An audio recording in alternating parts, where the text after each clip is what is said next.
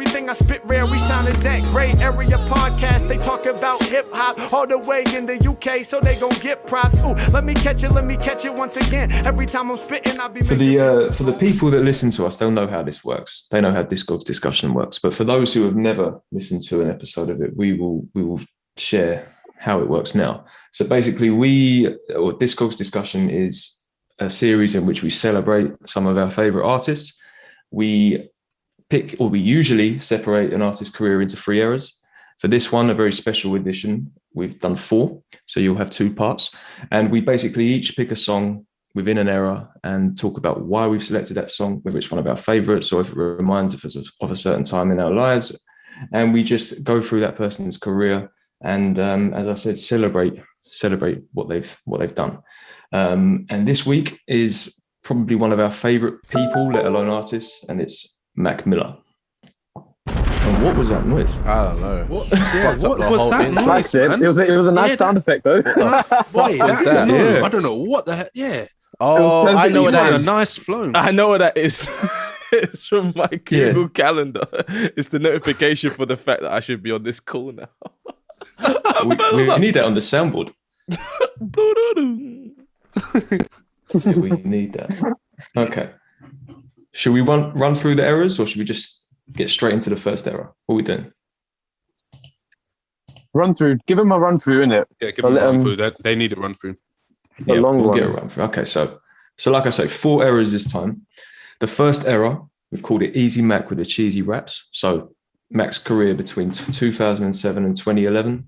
So the mixtape era up until the debut album. Era 2 is 2012 to 2014. We've called that It Must Be the Drugs. So Macadelic to Faces, those times. Era 3, 2015 to 2017. We've got his major label debut and just the overall evolution of his sound into things like the Divine Feminine. And last but not least, Era 4, Swimming in Circles. Okay, so Kieran, you're kicking us off for Era 1. So what's your pick? Full Aid and Frozen Pizza. Oh, classic. Straight in, I like it. Kids.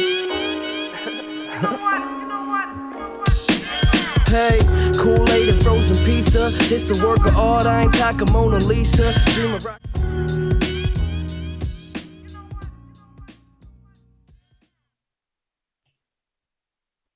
Great starting point. That was my actual introduction to Mac Miller, by the way. I think it was a lot of people's introduction to Mac Miller. That song popped off, in 2010, 2011 time? Like, that was the big song for him. Yeah, it came out 2010, but I think I heard it sort of spring, early summer 2011. That's when that was the first time I heard it, yeah. I was... So Kieran, how come? Oh, yeah, go on. I was going to say... sorry, Sam. I was going to say Kieran and me were on a massive, Dat Piff binge around these times, so we were listening to a lot of music, 2010 times, 2009, sorry. And I don't know if Kieran sent me this or the whole mixtape. I don't know if what Kieran remembers, but go on, Kieran. I'm gonna be real. This Mac era is a weird one for me because he was all over the radio and kind of, I don't know, I just wasn't feeling him. I don't even know when I first heard this song. No, I'm feeling emotional after listening to that song though, because I don't know. I heard this maybe a year ago. I don't know if I heard it when it dropped, but it just resonated with me. Some of the lyrics, I was like, wow, he really knew where he was going to end up. He definitely wasn't there at this point, but you could see the brags he was making actually came true, which isn't something you see that often. Yeah, it just resonated with me a lot. It's like his Juicy, this song.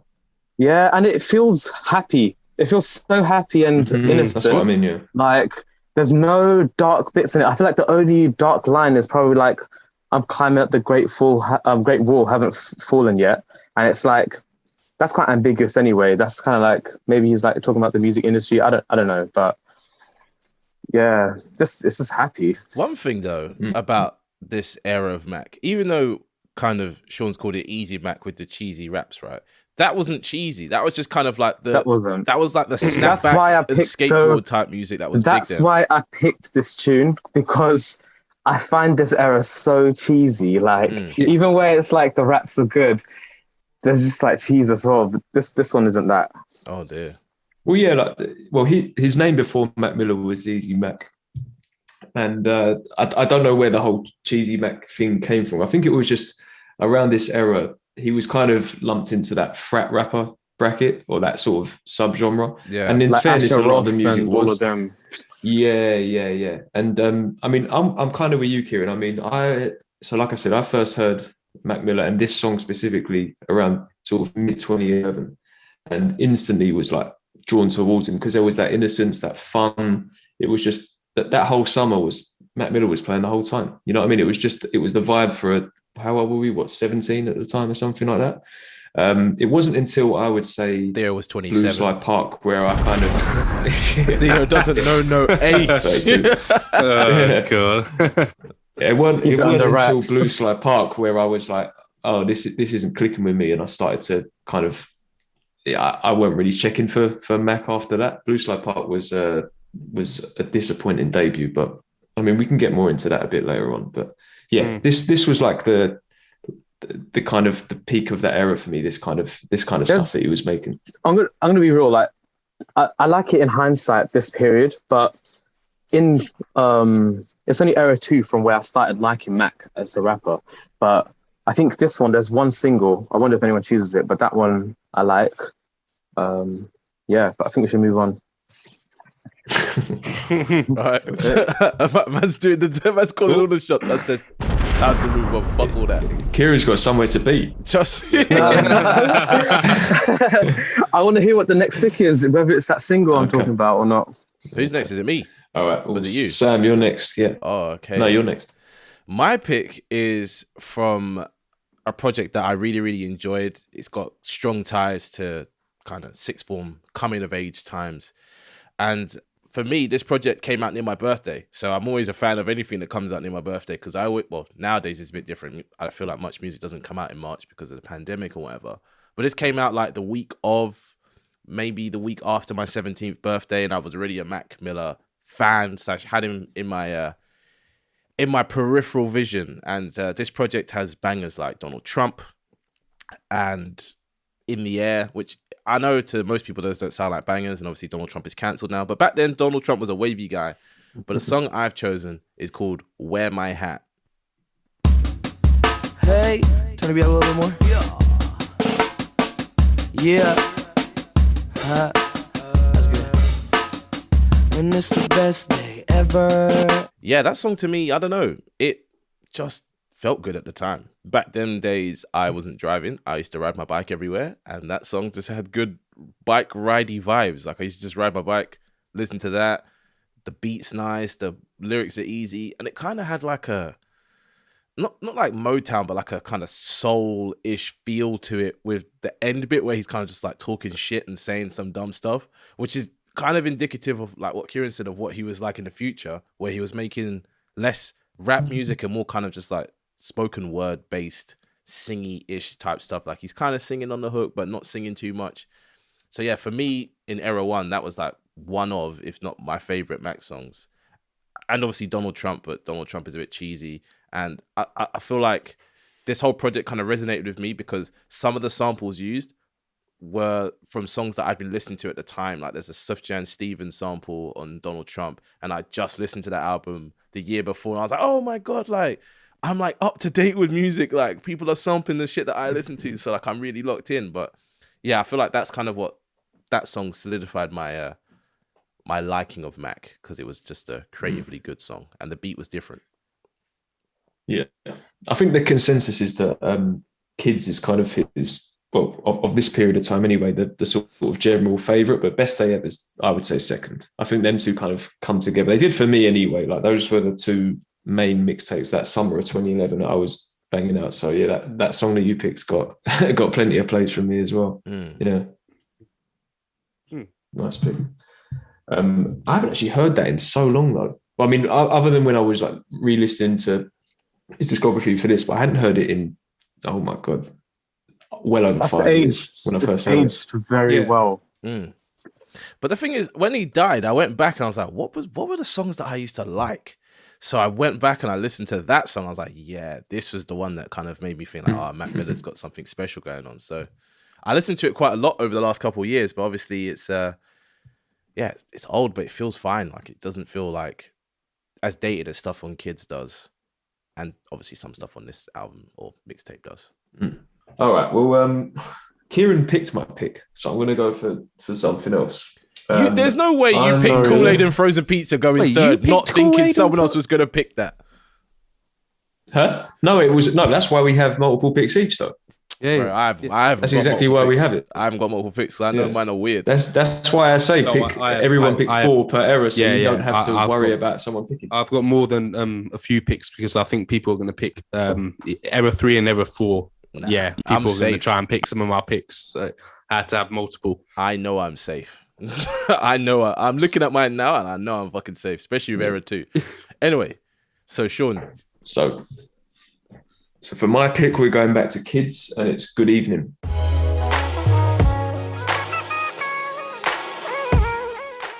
Goosebumps. Man, Yes, that song is amazing. I did not think you were going to pick that, man, because after Kool-Aid and Frozen Pizza, this is the song that made me a Mac fan. I'm telling you, this just memories of 2011 of this song. There's just the beat, the way Mac is just riding on it, flowing, just everything. That song is, I love it. It's just such a great song.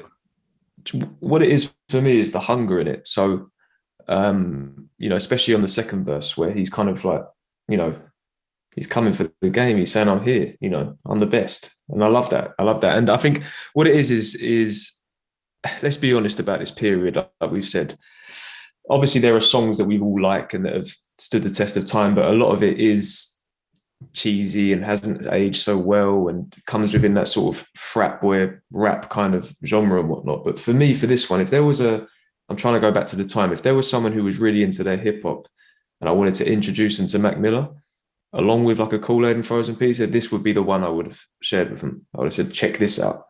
Not just because, of the hunger, but it's the way, like you say, the way he's riding the beat. Obviously, like Sam said in the chat, shout out the, Drake sample as well. But there was just an energy about this one where it was like, I've arrived now, and it's just nostalgic as hell. Just puts me back into that summer 2011 vibe, big time, yeah. It's so nostalgic. That's what it's just. The song's iconic. One of my favorite Mac songs. And I feel like he used to sample songs that he would be listening to at that time. So obviously we got this in 2010, but that song by Drake had only just come out the year before. So it's like everyone was listening to that Drake song, and then I don't remember if people were hearing Mac Miller because everyone was like, oh, he sampled Drake. Because obviously back then there wasn't really like a big place to talk about things like this, but people were definitely like looking for remix versions of songs and chopped and screwed and whatever else was happening. So I feel like I heard a chopped and screwed version of Good Evening, and I was like, why do I recognize this sample more now? I'm like, oh, it's Drake. Like I didn't know back then, because I don't think back then there was who sampled and all that kind of shit. So it's interesting. Yeah. And I guess he chooses. And the other thing as well is it's not just, I wouldn't have just shared it as an introductory song, but if there were people out there that were like, nah, I don't like Mac Miller, man, and they were talking about songs like Donald Trump or like Knock Knock or is it The Spins, I think. Do you know what I mean? Like those sorts of tracks. I would have gone, no, this is the one. Check this one. Check what he's saying. Check the beat he's rapping over. Max hip hop. Listen to this guy. This would have been the one. Yeah, man. But there's a couple of things now listening back that just they hit a little bit differently. Like when he says stuff like young and so much time to go, it's like, oh. He said he could stick around 100 more years. Yep. He barely made it another 10. Yeah. You know what I mean? But also positive ones are so like, I be on some shit they ain't done before, taking over piece by piece, starting from the core. It's like, he started with like raps and boom bap and stuff, and then as it escalates to the later stages of his career with the circle swimming, it's different. That's not like core hip hop at all anymore. Prophesizing, and that's what I mean about how he was kind of coming for the game. Like he was announcing himself, like I'm here with this generation. Like we speak about it a lot with your Kendricks, your Coles, your Crits, whatever. He was like, I'm here too. Put me in that conversation. He's always had a sense of his own mortality though, because even in this song he says, I hope they're serving beer in hell. I'm like, you've always kind of had a mind for these things. Yeah, Madness. Absolutely. Right, Theo, your turn. Right. So I was gonna pick Good Evening, seeing as I love that song and that song is resonant, but it's a good thing I had a backup. So my pick is on Kids as well, but you'll be lucky to know it's not off the main Kids, it's off the deluxe version. So it's Back in the Day. Back in the day when it was a dream, nobody believed in what I could be. But now I'm laughing at them like, ah. Yeah, it's just a nice chill vibe, but it's also like the lyrics that Mac's saying. He takes you in an insight into what it was like growing up, and just he's also showing his obviously his harmonizing and his ability to sing as well, because that's what he wanted to actually do when he was growing up. He wanted to be a singer, but when he heard hip hop, that's what he wanted. So he's showing you both sides of the coin, really. He's showing you his singing ability and his rapping ability, and some of the lyrics, just how he painted that picture within that song of just, yeah, everyone looked at him just like an average Joe kid. You're not going to make it out in hip hop or anything, but he's striving and he's made his way along. And obviously the hook references that's because he's now laughing because he's there. He's followed his dream. It's just it's a song that I can listen to and I can smile, not in regards to Mac, because there's certain songs that I listen to and it just, well, I don't know, it just breaks my heart. Just makes me think that Mac is still, I just wish he was still here. But at least I listen to that song and it's positive and I feel happy and smile. Even though he's up in the stars now, I can have a positive outcome. Reminds you of simpler times. Yeah, that song. Exactly. Yeah. It's interesting that three of us picked a song from Kids. It just shows you that for this era, that's what really defines him for most people. Because Blue Slide Park was not a good debut. Like, it just didn't grip people like he thought it would. But I just didn't like the way Mac was presented in like radio, and just how he was being put out there. It's like this is what he is, because I wasn't enjoying what I was hearing at all. I feel like if I was shown these songs though, like all four that we listened to back in those days, there's no way I would have denied it, because it's like, how can you hate on someone that's just like being themselves, and like it's good raps as well, but that wasn't what I was hearing on the radio. I like Donald Trump. That was the single I was talking about, because like, I don't know, I guess I like the sample, but I don't know. I just feel bad, didn't it? Like I was one of the Mac haters back in the day. I don't think. Well, at least you're being honest. At least you're being honest. Yeah, you're being honest. He didn't deserve it though. Yeah, I'm just like, it had to be one of us in the group, innit? And I feel so bad now, because I know like that drove him. You shouldn't feel bad, because Blue Slide Park though, like, was such a letdown as a debut, man. The sounds, like, you know, like obviously the picks that we picked. If you like listen to that, it's so much that when you get to Blue Slide Park, you are not hearing any of what we've picked. This is what was listening to it. This is what's so disappointing about it. Like, you get this nice feel coming from Kids, and you saw the potential there. Then you get Blue Side Park, and the sound is just off. I don't know what it was. Though, like, you can hear how he's rapping. Yeah, I'm about to say the rapping's amazing, and some of the videos. The rapping's good. Exactly. Frick Park Market, I think, had a video that was like all UV lights and stuff like that. Yeah, it looked cool, but I was just like, I listened to it. To be honest, I probably bought it actually, because back then there was no there was no Spotify per se. But I never really liked it, if that makes any sense. I was a bit like, I'm just hearing it. You were supporting. Yeah. You are right. I think Kieran's onto something. Yeah. Sorry, Phil, you go ahead. No, I was just saying that Sam's right in regards to the rapping, because that's the thing. Even though I was re-listening to Blue Slide Park again, going through it, even though the sound's off, how Mac is rapping is like, it's still at a really, really good level. It's just, I don't know, he didn't really find his sound yet, but there's certain songs, like you picked it before, Sam, like Of the Soul is a great song, I still think. Oh, I forgot about that song. That is the one, do you know what? That's the one good song off that album. That is just, that's brilliant. That's on my list. That was on my honourable mentions list too. That was the only one from Blue Slide Park. The beat off that song is amazing, and the way the way he comes on that song is actually amazing.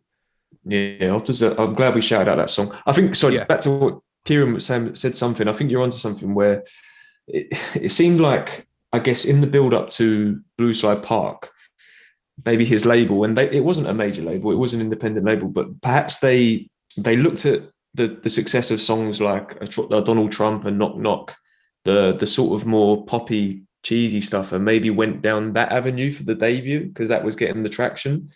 But really and truthfully, the better music was kind of the stuff that we were playing, the more kind of traditional hip hop, and where he was showcasing his, okay, lyrically he wasn't amazing, but his flow and, you know, the wordplay and things like that. Perhaps that was it. But where I feel bad, I know I shouldn't, but where I feel bad is that I obviously had this summer where I was banging out his music. You know, it wasn't like I was just selecting songs. I was playing Kids and Best Day Ever, you know, all the way through, back to back, the whole summer. And then it took this one album for me to then not really listen to him for another year and a half. And I won't say too much because we're going into the next era, but I probably listened to Macadelic once. I wasn't really checking for him at all because of that album. And it wasn't like I was like pissed off and I was like, you know, abusing the album and him and whatnot. But I was like, really? You've gone down this avenue? And we had all these other artists, like a Kendrick, a Cole, like the people I've mentioned. There was just no need to go and like really put more effort in. Do you get what I mean? There was just this abundance of other rappers and music out there. But there was such good stuff, man, even in this era. Yeah, but you got to remember, in these times, we were kind of sport for choice. Like you said, we had Kendricks, we had Coles, we had Drake, Jay-Z was still running the game. We had My Beautiful Dark Twisted Fantasy, Nicki Minaj. You know what I mean? Everything was just going a bit wild in the rap scene. So I'm not saying Mac Miller fell through the cracks, but he definitely was doing something like quiet and low key. But maybe it was one of those ones where in America, even though we over here weren't feeling him, in America people were feeling him, or else he wouldn't have got to the heights he got to in the later stages of his career. And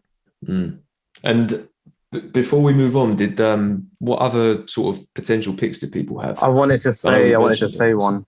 You know, BGE bonus. It's like the final track. I had that. Oh yes, that best one. part. Yeah, like that track amazing. is such a zone out tune because it's like got a 1 minute intro, just like creeping you in, and the guitar. Like, I love that one. I have vivid memories of that song's song amazing from listening to it back then. Like, I'm just remembering the video of just the young Mac just running with that intro. Have you seen the video? There's a baby Mac. He's just running. Oh, it's just doesn't it merge into him? Yeah, exactly. Like, the current age on the field. Yeah. I had an early one. I had Cruising. Has anyone heard Cruising? Oh yeah, what you? Early one. That is early Mac. Yeah, where he's flowing. Great on that. He hasn't quite. He's not found his voice really, but he's flowing on that one. Yeah, that's an early one. I also had La La La. Well, you know what? I shared that earlier. La La La was it's a brilliant song. Yeah. I had what's it? I can't remember the name of the song now. Where is it? Right, here we go. Let me have a look. It's Paper Route, because I just like the beat, just nice vibes.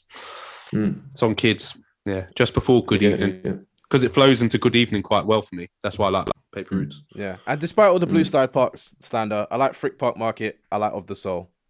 But yeah, I feel like Of the Soul is good. Those are the days where it was all about having your little playlist on your iPod. So I feel like Of the Soul would start my chill playlist, and I'd kind of let it flow into other songs. But yeah, this era for Mac was an interesting one, and the next era is kind of where I guess most of us became aware or more familiar with Mac. Should we say, like, more fan kind of power behind him? Yeah. Let's dig into that. But can I ask something? I missed Sean's honourable mentions. What did you say? La La La. Oh, I had I zoned out. I had Cruising, early cut. I had La La La. I had the same as you. I had the BDE bonus. I had Kool-Aid, as I mentioned. Also, one more that I didn't mention, as well as Of the Soul, was I'll Be There with Fonte, just because that was like his sort of tribute to his mum track, and it's a little bit emotional, but I kind of didn't want to play that at the same time because it might get a little bit emotional. But it's not like a Dear Mama on that level, but yeah, I don't know. I feel like a lot of the legends have their mum song, like Tupac and Kanye. You know what I mean? That was his one. But it's a bit tough to listen to. Cool. Right. Era 2, Theo, you're kicking off. Yes, I think it's a bit obvious what I'm picking from era 2, even though this era we've got Faces, and I was gutted that I really wanted to pick something from Faces, but I can't because this certain song is just, it's just amazing. So I think we all know what it is. It's from watching movies, Objects in the Mirror. That's my song, man. That's my song. It put a smile on my face. You turn the beat up. Shout out Pharrell. 100%. Yeah. What can I say? Sean That's crying. all just Sean like he's about to cry, amazing. boy. He's in a sad place. Yeah. That song's amazing, man. And I always I think that's go back Mac's to best that song. Honestly, Yeah, so- I love it. I really do. I do. But that song resonates with me so much because I feel that song helped me so much in my life. And the only reason I'm sat here on this podcast is down to that song. Because that song that song from 2013 to 2014, where it's on a long distance relationship, didn't know if it was going to make it, moved from London to Oxford to try and get up to Leicester. It wasn't working at times. I didn't know what was going to happen going forward. That was the song that kept me going, and I managed to make it. And I can't say I wouldn't have made it without that song, because I banged that song out so many times. Because that hook as well, saying let's leave it all in the rear view, that's what I wanted. That's what kept me going, and that's why I had to pick this song, man. That song is that it resonates, and I hold that song so deeply. That song's amazing from Mac Miller. What a beautiful song. It's a big tune. And it was Well only a said. couple years Well said. progress between, what Yes, we've just been in exactly. that That's era what's mad. to now. Exactly. Completely different guy. I feel like he was trying to sober up in these times as well, because he'd had the drug phase the last couple years, and now he's trying to sober up in this phase. And that's when we got more woke times. Like It's definitely this. like I'm still myself even after all these drugs I've taken and stuff like that. Mm. This song though, think it I was- overlooked it. Oh, what you saying, Sean? Oh, I was going to say, I think it's kind of between it, because Macadelic Times was rough with the drugs, and then Trust Faces me. was, well. Yeah. So I think he was in that in between stage, maybe. I don't know. He sounded very Working clear through on the it. song. Mm. Yeah. What was I going to say? Yeah, I overlooked this song, but when he performed it in Tiny Desk concert, I was like, hold on. That was Nah, because when he performed it there, it was like, wait, I think I finally understand what this song was trying to do. And yeah, I listened to Was it on it, repeat that day. Did he do it on Tiny Desk, or was it? Yeah, it was Tiny my Desk. story with this one. My story with this one is it didn't hit for me in the album. He released a live performance at the Sanctuary, which I think was his home studio, and I think the internet with the band. And I played this, and it's the first time I ever got full on chills from Mac Miller, because I was like, this guy isn't just like good or great. This is like special. I remember thinking, and it's like you said, Sam, it's like, how did we go in the space of, in less than 2 years from Blue Slide Park to this, where we're not just talking like the songwriting, but the instrumentation. I know that's like, it's down to Pharrell, but I can't imagine Mac did not have an input on like those keys and the guitar, instruments that he plays, the string sections. It's just a beautiful song, man. Pharrell Beautiful production song. doesn't usually sound this good as well. Like solo Pharrell. This is like next level. It normally sounds a bit mad, a bit chaotic, or a little bit just kind of like weird. This is like a nice.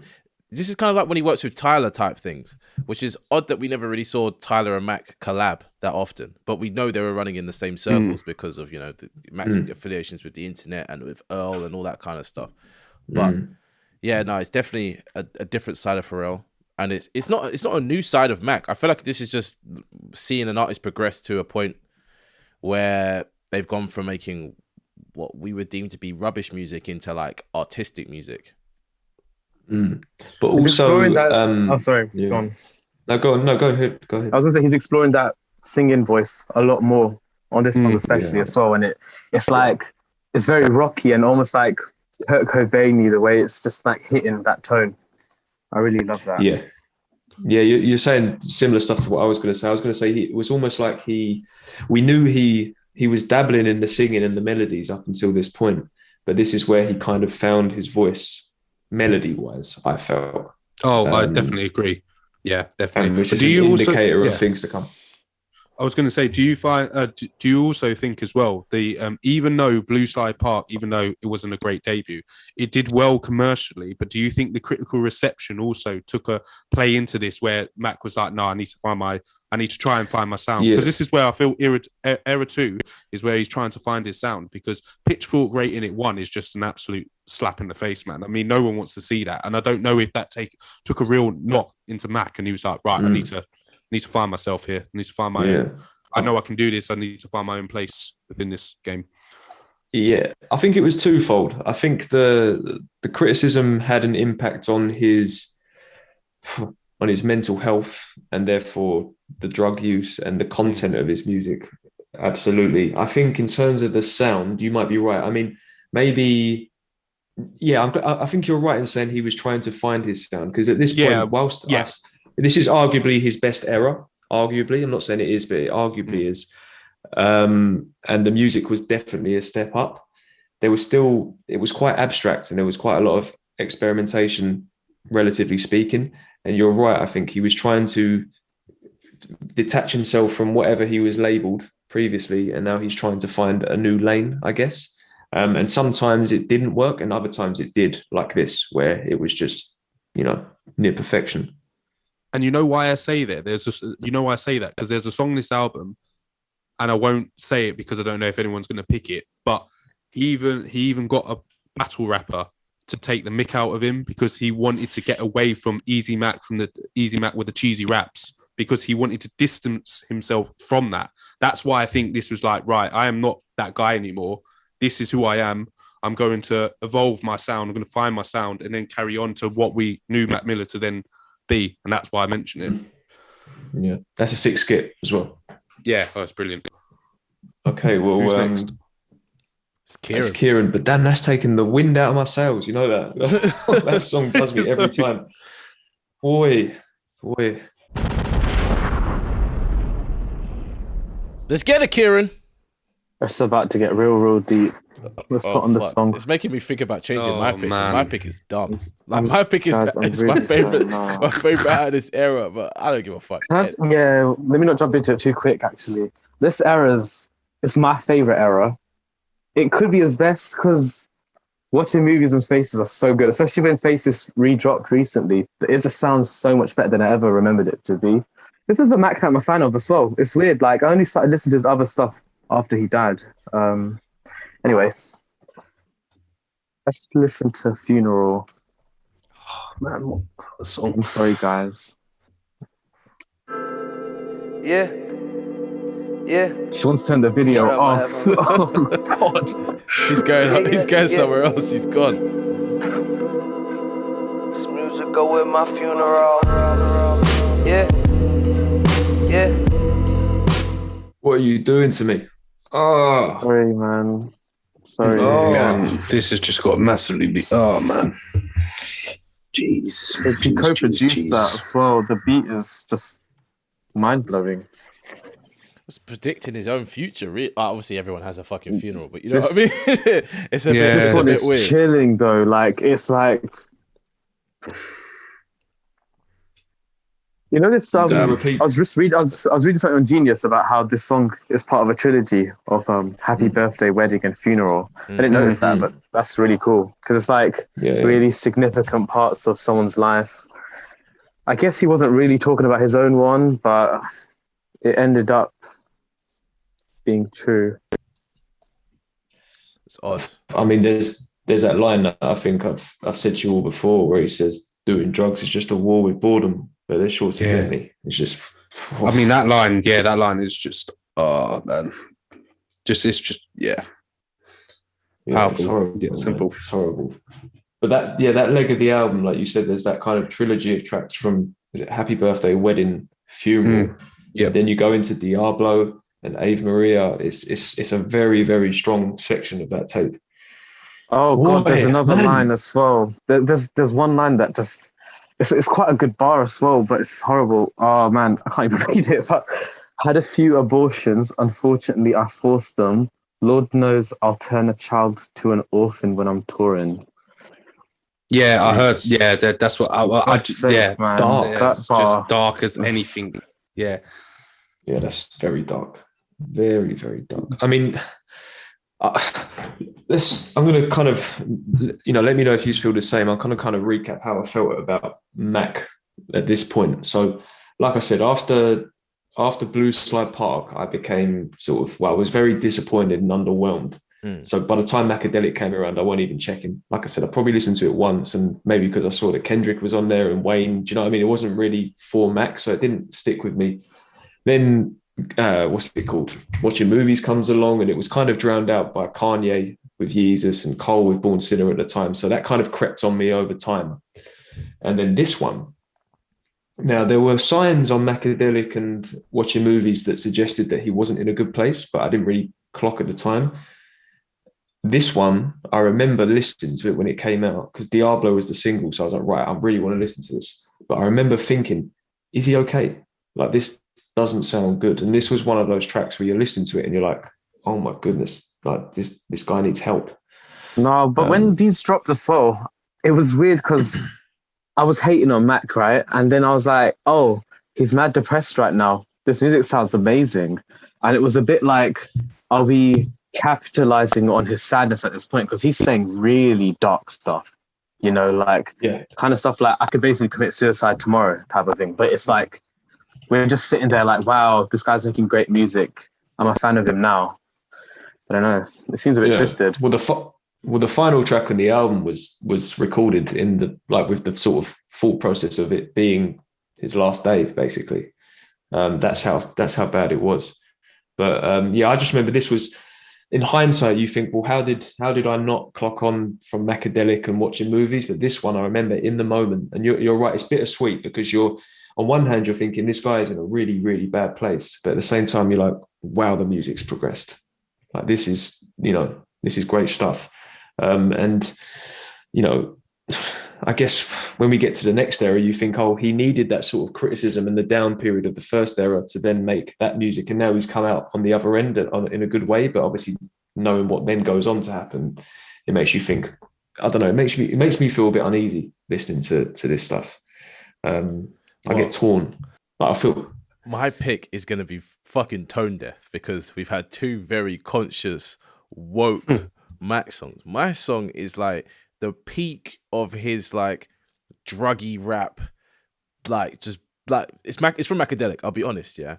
And I just really liked Macadelic at the time when I was listening to it. It was fitting in with the lifestyle I was living, and obviously Conscious Mac came along, yeah.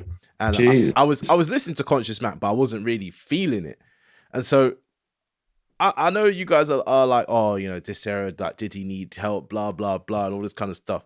But I was fucking with the druggy Mac, because I was doing my own thing at that time. So it's like, to be honest, I didn't catch up on Mac past Watching Movies with the sound off until about 2016, because I just wasn't listening to anything in that kind of sonic field. I wasn't trying to hear that. I was listening to like, Tame Impala and all kind of like other types of music. But yeah, my pick from this era is from Macadelic, and it's Lucky Ass Bitch, which is, Mac Miller, Juicy J, talking about the most vile shit you can me. That's all I gotta say about that song. Something about that song resonated with my spirit at the time, like end of sixth form, mad parties. This song came on a couple of times if the DJ knew what they were doing. It's just, for me, this song's attached to good times, mad times, just pure wildness happening. This is like prime twerk music, strip club music era, futures banging.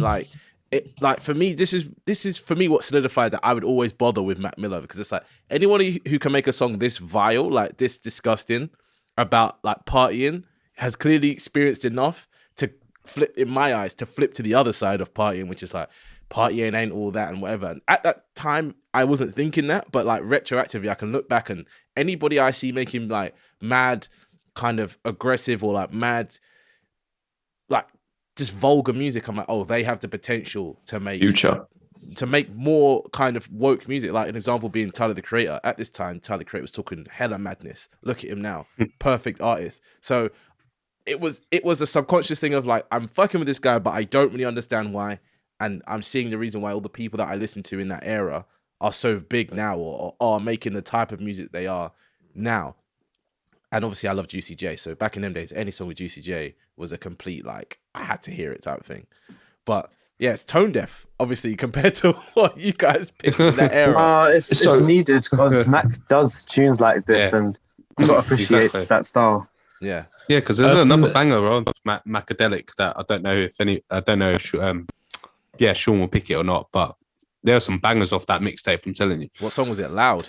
But no, not Loud. Loud's a good tune, but it wasn't Loud. Okay. Was it just me then who wasn't listening to Macadelic like that? Like when No, I say I no, listened to everyone it was once, listening to I Macadelic. No one mean was it. listening Like, to I was not checking. I think the only reason I checked wasn't. it was for the features. No, Yeah, Sean, big you're right. features on I didn't check it. It was later on that I checked Macadelic. I wasn't looking for Macadelic after Blue Side Park. Blue Side Park was such a disappointment, like you said.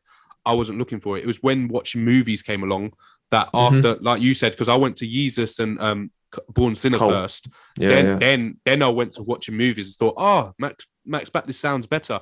Then that's when I started checking other music, and that's when I went to Macadelic. I wasn't looking for Macadelic, not after Blue Side Park.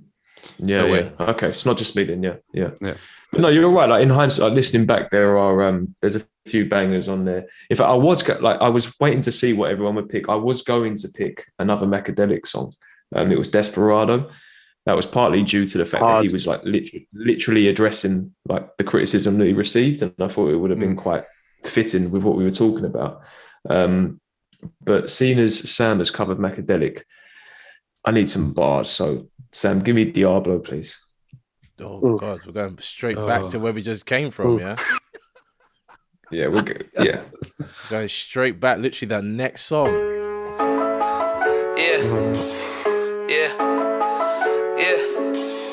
Rap Diablo, it's the Rap Diablo, macho when I drop flow. That's just like one of the hardest hip hop tracks I've ever heard. Yeah, man. When that dropped, it was undeniable that Mac was like one of the top rappers in the game. Yep, exactly. Yep. Going back to them times, I remember, like, as Theo says, watching movies is kind of crept in. You know, hearing songs like Objects in the Mirror, Red Dot Music, things like that, where I'm like, oh, okay, Mac Miller is, he's back. He's better than ever. And then when this dropped, because like I said, this was the single, I think, came out before Faces. As you said, Kieran, it was just one of the hardest things I've heard all year. Or like what we're saying all the time. But at that point in time, 2014, I was like, wow. I call this free association Mac, where he's chatting shit, but he's doing it so well. It doesn't matter. It's like his mind is just going off on these mad tangents with these crazy like punchlines and things like that. But I love it, man. This was one of those early ones as well, where I felt like he found his rap voice as well. Like he sounded really, really good on this. Well, it's around this time that Kendrick's Control verse came out as well. So this would be not long after, yeah. It's almost like his response to Control, right? Yeah, that's what I'm saying. It's almost like, oh, okay, so people are rapping now. Great, I can do that too. Funnily enough, let me show you what I can do. Yeah, you're right. I hadn't thought of it like that, actually. Nice context. I like that. Yeah, that is. Yeah. That makes a lot of interesting. sense. I didn't think of it like that myself. Prior to this, that we hadn't ties had in quite well. much rappy music coming out. We had songs and radio songs, but it's like Control came out and everyone's like, oh, wait, hold on, I can rap. You know what I mean? Kendrick definitely ruffled the industry, innit? And like, Mac 100%, man. Yeah. Big Crit Mount Olympus must have been around. Mount Olympus. Yeah, that came out. Jesus, Mount Olympus was crazy. Oh, my goodness. Oh, God. But yeah, this is where I was very much invested in Mac Miller again. Very much so. Like I remember like hearing this, I was like, right, I need Faces. I need to hear this project. And like you say, in terms of his rapping, he was up there with the best of his generation with tracks like this.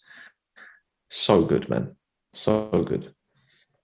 We need to do an episode about that Control verse, man, and look at where everybody who was named in that verse, where they were. Where they've gone. Because Kendrick kind of predicted everybody. Because I'm sick. looking at the names listed, yeah. Jermaine Cole, Big Crit, Wale, Pusha T, Meek Mills, ASAP Rocky, Drake, Big Sean, Jay Electronica, Tyler, and Mac Miller. What a convo. Those artists, like, man. Well, he's predicted a lot, and he predicted a lot, what, 8 years ago? Nearly? I just remember those, like, some of these New York cats saying, "Oh, you can't be king in New York," and they started sending out their reactions, man. Yeah. And I'm like, "Who are you, man?" Yeah. Some They didn't say their names. Like, move on. exactly. I remember for about 2 weeks, it was every day someone dropped something. There was like Joe Budden, Joel Ortiz, Papoose. I remember Lupe dropped another SRS, I think, in response to it or something like that. Everyone was doing it. Everyone. It ruffled Drake's feathers as well. Drake was so petty. It was unbelievable, the petty king, man. The overseer of many things. God, it's just ridiculous. But Kendrick knew what he was doing. It's just so funny. It was like Big Sean has his verse, and then Kendrick just snaps, and then the problem was Kendrick just goes off, and then people just duck out. So I feel sorry for Jay Electronica. Not even just that though. But not even just that though, because there was obviously Drake drops Nothing Was the Same, and there was that the interview with Elliot Wilson where he got a little bit salty and things like that. And then wasn't it the BET cypher drops? Oh, that was and Kendrick ridiculous. killed it. Yeah, he killed carried it on, didn't he? He killed it because he said, "Oh, when a sensitive Nothing was the same. Like, Nothing was the same because a sensitive rapper rapper got put back in his pajamas. Pajama clothes, and he goes, "Give me a high five." Ha ha! Like, oh, Jesus! Oh, no, it's too much. It's too much. All right. Anyway, back to back. Sorry, because it's just in my head. I was thinking, but still, this would have come out around the time where Control would have come out if it was 2014 or whatever when this came out. So that's where my mind was. Yeah. And I guess to kind of round up this era, do we all agree that it was? I'm repeating myself, but it was bittersweet in a sense that, you know, he got this criticism off the back of. In some regards, it was due, but obviously the nature of like the Pitchfork interview was just way too far. It was too personal. It was a bit weird actually when you read it back why they were so like offended by his music. They've done that for so many disrespectful. rappers, It was disrespectful. Yeah. Did you see the Wiz Khalifa comment? That was disrespectful. Just none of it. Don't need any of that. Yeah, man. That's what I mean. It was just a bit strange. Like they really went in on him. But like I say, I think at the same time it gave us some incredible music that followed, just at the expense of his, like I say, of his mental health and his physical health as well. So it's a controversial period, I think, for Mac. This one. We're going to talk about our reserves that we wanted to. Yeah. I don't have that many. Mine's loud, loads. and that's it. I told you my picks are really weird, so I know no one's picking what I'm picking. But you guys are definitely on the later side of this era. You guys are liking, from watching movies. No, I've got one. I've got one for Macadelic. I've got The Question featuring Lil Wayne. Okay, that song goes in. Oh, that song goes in. Yeah, so that was that, and then I don't know. There's so many on Faces. It's ridiculous, absolutely ridiculous. The whole of Faces. Grand Finale is just unbelievable, isn't it? Colors and Shapes with that music video that they released recently. It's just a movie now. You guys are forgetting the real banger on this thing, man. What do obviously you do?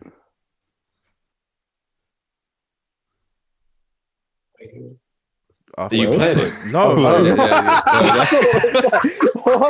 I thought I was off again.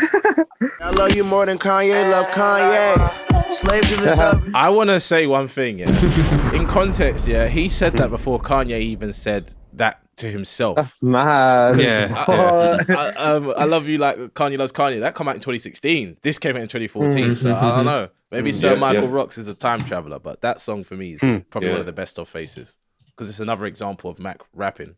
There's like Therapy is amazing on Faces. I like Therapy. Big time. What about watching movies though? Watching movies is such an underrated, underappreciated album. I mean, what? Red Dot Music off that is just unbelievable. What about Remember? Aquarium. The Aquarium's crazy. Yeah, there's. Oh, and you got the one collab that Tyler and Mac had, but it's the deluxe version. Crazy. Okay, yeah. What about I'm Not Real with Earl Sweatshirt? Yeah. Oh, yeah, that song's amazing. That song is like epic. I love that one. That song's amazing. So it's all about I'm Not Real.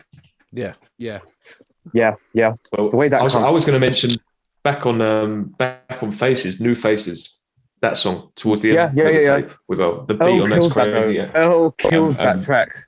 Yeah, and Rain with Vince. Rain is amazing. There's loads. There is loads of this era, man. There's loads.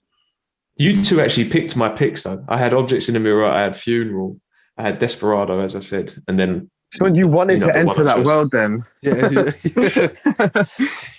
Yeah. But I had a feeling that I was going to go ahead and pick the Desperado one. So I kind of told myself, now leave Objects in America because Theo's got that. Leave Funeral because it's just dark as well. But yeah, you did it to me. 1-2 punch. He's fun. He's are done. Are we moving on? Are we moving to the next era? We're gonna go into a deeper spiral of sadness with era 3. Well, now I want to bring the mood up, so Good. I'm just gonna head straight in. Give me Dang. I want Dang. Ooh. Nice.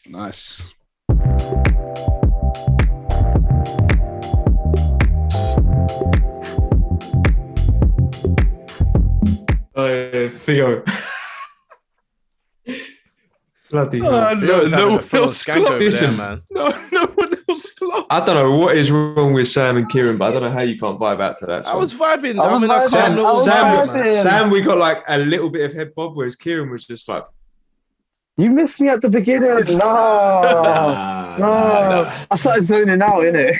I like No, listening to that I song. kept it contained. Theo was I was gone. I loved vibing, it. man. It's because of Anderson Puck, innit? Vibing. I know. Yeah, exactly. You know me too. Oh man, and smack on that hook. Jeez. I remember when I first heard this song, I was so happy, right? Because with Good AM, he sounded like he was in a better place, yeah, but he was still dealing with stuff. Do you know what I mean? He was getting through it. And there was that documentary that he did, I think, with Fader. So we I know kind what of got he's an talking insight about. into The one where where he's he was talking at. about he's become all sober and all that. Yeah. Where he moved to New York for a bit and he went back to Pittsburgh. He kind of got away from LA and whatnot. But then when I heard this, I was like, it reminded me of Kids in the sense that there was this pureness to it. There was like this joy and happiness, and it was Kids but mature. It was like the things that we've heard him try and like kind of toy with and you know, experiment with, like with the melodies and some of the jazz influences and things like that. He got it right with this song. And man, even just the album in general, I love this album. I'm not saying this is best, but I loved it. I think partly album's because amazing. he sounded like he was in the best place he'd been since he was a kid. He just sounded happy. I definitely agree. I think this is the best period he was in since he was a kid. 100%. You hear it across the album. He was happy. That's why it's so sad that after what happened, well, it was so devastating. We all know what happened in terms of Ariana Grande and how Fuck that. Ariana Grande. Hey, listen, hold on. Let me get my shit off real quick. Let me get my shit off real quick, man. Let me get my shit off real quick, man. Let me get my shit off real quick. She is fucking up. She's fucking up some of my favorite. Let's hear him first. She is like the absolute like female like vixen type character. Yeah, she will come into your life and she'll make you better, and then she'll disappear for no reason, like no apparent reason. She did it to my man Mac, and she did it to fucking Pete. But hey, Pete's dating Mac Miller now. Not Pete's dating Mac Miller. Pete's dating Kim Kardashian now. Fuck you, Ariana. You little sexy little tiny thing. No. As she said, women can't keep being expected to deal with men's shit and then get the blame for when it all goes wrong. I ain't blaming You know her what I for mean? Mac shit. I'm blaming her for being her, okay? You knew what he was on when you met him, okay? I don't want to hear nothing about it. But also, her life has been quite tragic, so, you know, karma and all that. Quite tragic, yes. But shout out her. If you ever want to come on the pod, Ariana, you can't. It's a rap podcast, and you don't rap. Nah, that's rough. Kieran was the only one that wanted to let me speak, and now he's regretting it. He's like, that man said a I whole bunch just of wanted to nothing. hear it, but now I'm just like, how do we save this? Like, man's about to get cancelled. Oh, we have to hit one of these. Edit the fuck out of that. No. We can save this. It's good to hear different opinions. I feel like Ariana, she was hot in it. Like, we can't lie right now. She's one of the hottest people in the industry. Yeah. Everyone's liked her. Edit What point is the that trying to fuck make? out of that. So, Ariana, she was just trying to leave a toxic situation, right? That ain't her fault. That's all. Oh man. Yeah, I'm with you, Kieran. I'm with you, man. I think They made really good music together, though. I am sad No, they about did. that. They made great music together. And you could tell Mac had fallen for her big time, man. Jesus, like that is just and that's the thing. No, but this is where I feel sorry for Ariana, because I don't think she wanted to really leave that relationship, because she loved. You can tell she loved Mac. She loved Mac, but he had far too much going on, and that, like you said, that she can't be blamed for his problems and his toxicity. She wanted, if anything, she tried to leave him so that he could deal with his own problems, because if they stayed in that relationship, it will bring them both down. She wanted to save. She had a life. She had a life too. She's not his. She's not his mother. Not even his mother should have to deal with that sort of thing. But you do as a mother. But I think when she released that statement afterwards, she really summed it up perfectly. Especially like the backlash and the abuse that she got, which was disgusting. Like, but this is the thing with celebrities, and that people think they have this. Well, people think they know what's going on and they have a right to comment on these things, but you don't know what's going on behind closed doors. Max seemed like such a nice guy and such a good-hearted person in the interviews and in the music. Well, not so much in the music, but in his interviews and that. But we don't know what he was up to and what he was doing to her and doing around her. Yeah, there's I don't think there should be any blame whatsoever on that woman. Yeah, there's a full circle anyway, because she features on Circles. I didn't know that. Does she? Does she? There's one tune she's singing on it, and it's more like a backing vocal. I think. Well, it might even be my pick, to be honest. I can't remember which one it is, but hopefully we get to it. But yeah, like it's a really beautiful full circle moment where it's like, I don't know if she did it because she felt bad, or like she just like actually does still love him, but she wasn't able to in the state he was in. I don't know what like the situation is really, but yeah, I just thought that was kind of beautiful, and it summed up. It kind of like cancelled what Sam was saying. Let's go. All right, so it's Theo now, isn't it? Yeah. Is it me? Yeah. It is. I believe so. Oh man, I could pick off Divine Feminine, but jeez, man. You know what's funny? In my notes, literally in my notes, I just said the whole of Divine Feminine. I didn't want to pick one song off there, like the whole thing. Oh man. No, you know what? We've had to find Feminine. It's a bit of a struggle, man, because I love that album, but I feel like I've got to represent Good AM. And this one song, like, I don't know, when I heard it, I was just like, I was just in love with it. I really am. So I'm just going to go Brand Name.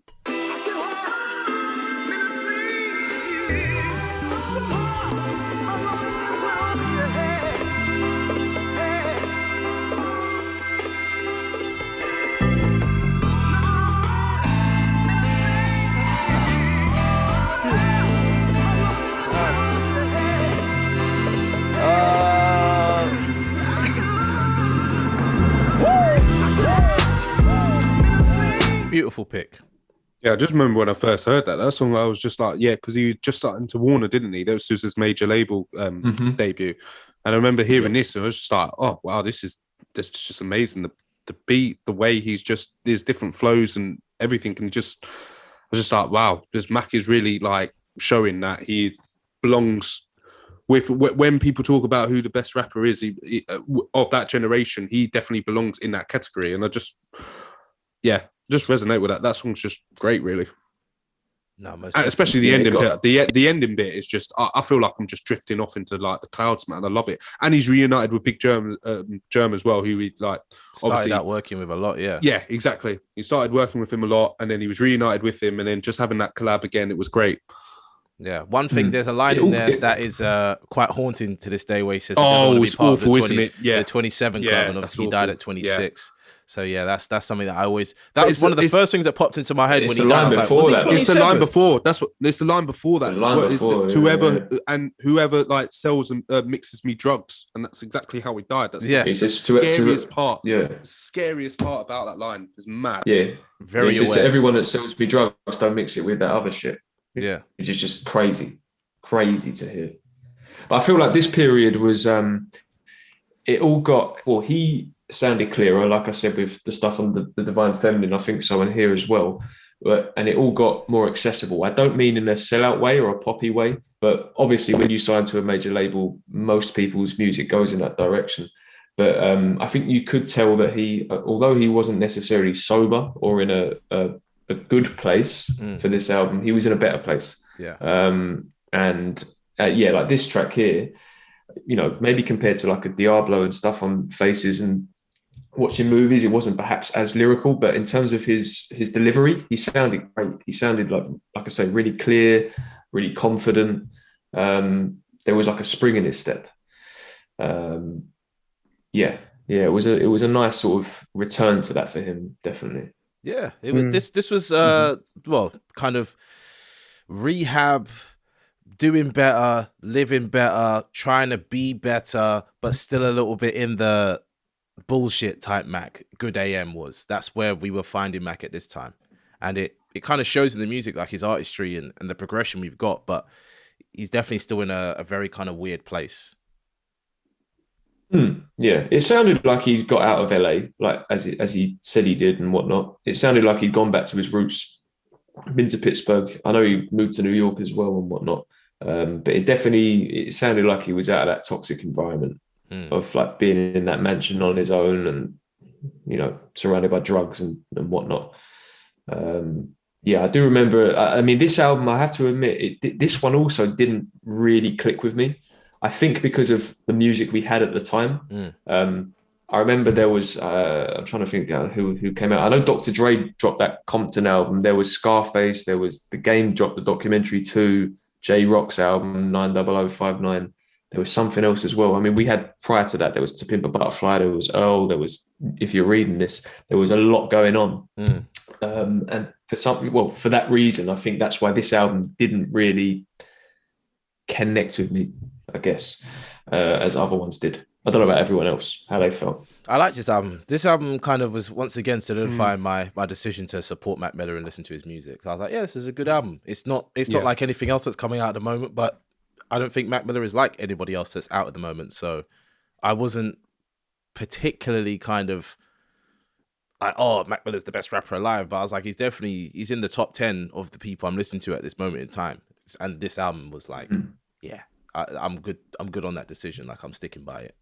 Yeah, when I listened to this album, I loved it. So I was like, yeah, I'm a Mac. Well, I wouldn't say Mac fan again, but it 100% solidified it for me because I was playing Good AM non-stop and I was like looking forward to it. So when the Divine Feminine came out, I was just gravitated. It was the Divine Feminine for me. I was already back into him with Faces. But like I say, I think the other thing I didn't mention was grime was very much in its sort of it was coming back resurgence. It's coming back there. Yeah, grime was heavy at this point. So I just think there was so much else going on that just got lost in the shuffle. You know, still to this day, and to this day, I still think that Watching Movies and Faces are better projects than this one. And I guess if I'm being honest as well, I think they're better than the Divine Feminine as well. It's just that the Divine Feminine was such a left move. He really went off in a different direction. It was refreshing to hear. So I think that's why that one hit me more than this one did. Who we got next? Is it Kieran? Kieran, indeed. I think it's me, yeah. My story's so weird for this era because I think it's kind of like what everyone was saying though. Like this just didn't hit the same as Faces for me, which was like a real peak of me liking Mac. And sometimes I'll just go off artists. If it doesn't bring it the way I'm hoping or like feeling, I just stop listening. So like I Good AM Drop, I don't even know if I listened to it. I think I tried a single and I just decided I'm not going to listen to the rest of this. Oh, man. And Divine Feminine was, mad. And Divine Feminine was quite hard to access, I thought. So I just like skipped that one as well. What do you mean? What do you mean by what do you mean by hard to access?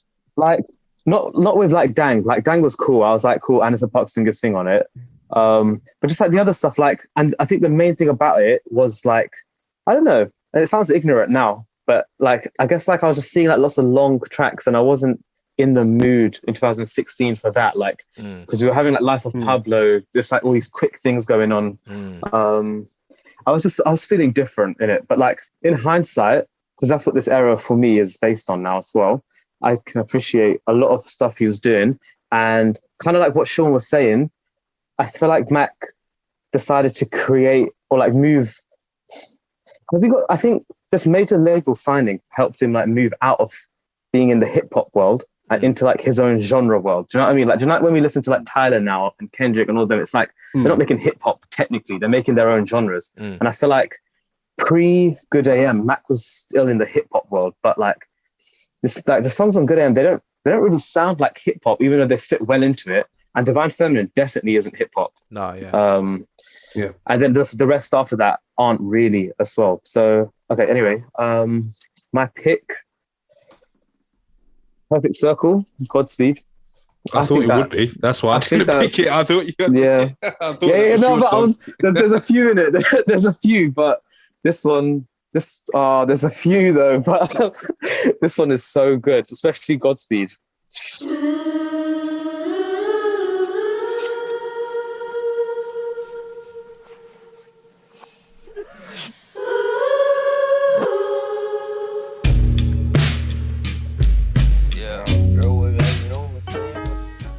A long song, but a good song. Well, 2 songs. Yeah, I mean, they kind of. This is. I was thinking just now. It's something I noticed. The first song merges into the second song in a cool way because it's like he's so braggy in the raps in the first bit, but the singing is like starts pulling him into this dark mental state, and like it keeps getting more and more sucked in, and then like the Ab-Soul bit where like it's just like going a bit crazy, and then it just cuts and you get like him confronting all these horrible feelings he actually has about himself. Yeah, it's a real crazy journey, and I think this is one thing I like about this era that I never noticed, but he introduced it in Faces where he makes like songs that are like plus 5 minutes. Yeah. And I actually love it in hindsight now. I feel like it's epic music, but yeah, back then I wasn't ready. Well, it shows it's his ability to make proper songs, you know, like songs that don't have to just be, okay, hook, verse, chorus. Tracks, basically, done. Yeah. You know, singles. Yeah. This is just a song that's just flowing and going, and it feels nice and genuine. Is that hip hop as well? Do you know what I mean? Like it's I know it's what such you a mean. vague rap music. I think it's one of those ones. It's like what you. Yeah, go on. No, I was just saying it was like what you said before. He kind of created his own lane and made his own genre, didn't he? Because it's not really that it fits. It can fit into hip hop, but would you play that to a hip hop head? You can't really say that's hip hop, can you? No, it's his own version of its music. He created his own genre in this era, I think.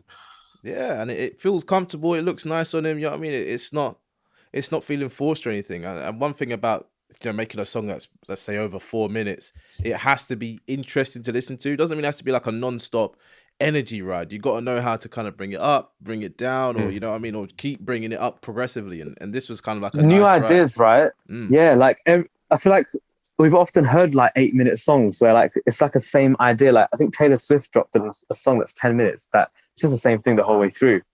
And like, but this one, it's just a journey. Nothing's the same throughout the whole song. He gets more conscious towards the end as well. Even once again, he's giving us those bars about, oh, don't let me overdose and let my mum say blah blah blah. And I'm thinking like, you know, you're really kind of looking at it retrospectively, just like you said earlier, Kieran. It's like we're looking at it and going, damn, like he was telling us this stuff from before. Like how does he know this, or what's he up to outside of the songs where he's conscious of this to this level? He's 23 as well. Sorry, I didn't even realize that until just now. Like I heard a bar, he says it, and I'm like, what? He's young. 23. Young, man. Yeah. Young. And he made this. Sean, what are you saying? You've been mad quiet.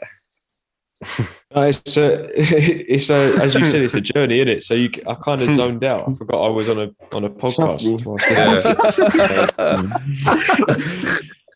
It's happened a couple of times tonight, but yeah, that happened again there. But no, you've all covered it really well. I think it's just, again, it's another display of how Mac Miller was in this sort of between period of being kind of at his lowest on Faces, and then the probably his best period since his youth with the Divine Feminine. He's, like you say, Sam, conscious of like what he's been through and what he's thinking, and he's able to articulate it in a more clear and accessible way during this period.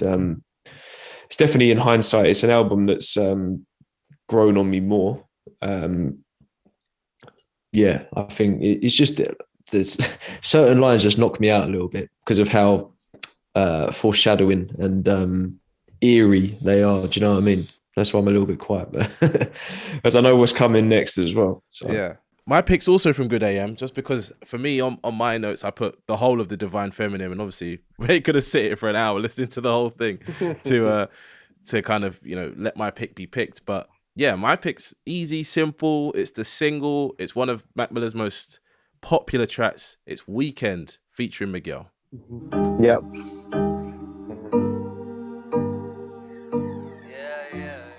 I just love that song. That's the easiest way for me to describe it. That song is great. The beat's So nice. lovable.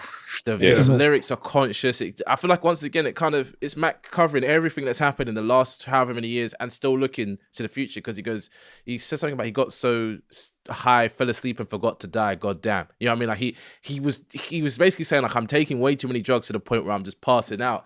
And I'm waking up like, oh shit, I'm still alive type thing, which is odd. And it's that whole view of like, he said everything will be good by the weekend, which is like, realistically, the weekend is a time where most people party, but I feel like the weekend is actually a time where he probably worked a lot. So that was probably the time where he had the most structure in his life and in his week. So it's in most people's heads when they listen to this song, yeah, they're thinking everything will be good by the weekend because they're doing the reverse of what he does. Is all week they're working, weekend they're having a good time. But for Mac, it's the reverse. The week is horrible for him because he has no structure. He's just doing a whole bunch of madness.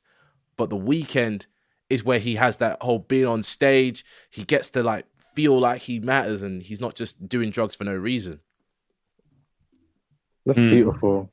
Yeah, that was Very well that was summed up. Amazing. Well done. That's why you listen to a song a lot, man. You hear between the subs. I think I love the juxtaposition of the song because he's like, we've listened to so many of the depressing songs he's made, and like this chorus is just so happy.